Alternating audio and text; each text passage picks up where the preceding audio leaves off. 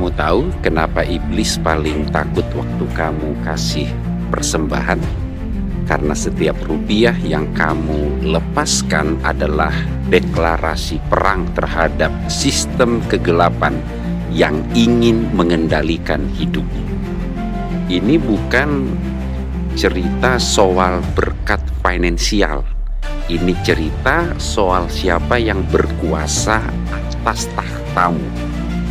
Yesus pernah bilang sesuatu yang luar biasa dalam Lukas 16 ayat yang ke-13. Tidak ada hamba yang dapat mengabdi kepada dua tuan, karena ia akan membenci yang seorang dan mengasihi yang lain, dan ia akan setia kepada yang seorang dan tidak mengindahkan yang lain. Kamu tidak dapat mengabdi kepada Allah dan kepada Mamon. Dengar baik, ada perang yang terjadi setiap hari di hatimu. Perang antara dua kerajaan, Kingdom of Light versus Kingdom of Darkness. Dan medan perangnya ada di dompetmu.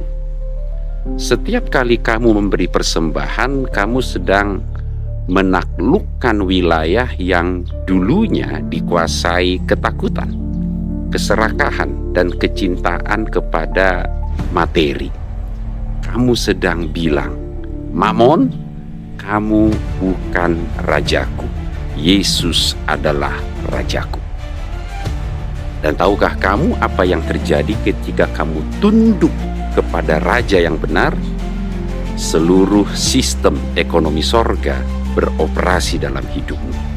Bukan karena kamu membayar Tuhan, tapi karena kamu akhirnya lebih memilih condong dengan sistem kerajaannya. Persembahanmu bukan soal berapa banyak yang Tuhan terima.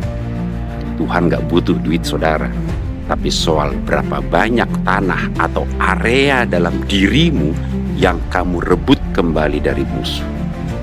Karena tadi ada perjuangan, ada pergolakan di situ. Setiap motivasi hati yang direbut adalah motivasi hati yang kita kuduskan untuk raja kita. Jadi nanti kalau kamu kasih persembahan di gereja, jangan cuma kasih uang. Memberi dengan kerelaan, memberi dengan sukacita, memberi dengan kasih kepada Tuhan. Dan kamu berikan pernyataan ini, aku adalah anak raja, dan kerajaan kegelapan tidak punya kuasa atas hidupku. Maka kamu akan memberi dengan sukacita, dengan tanpa takut, tidak makan. Kamu akan merasakan bahwa Tuhan itu pemelihara hidup dan Dia Bapa. Bapa artinya sumber. Kita meyakini kehidupan kita ini bergantung kepada Dia sesungguhnya.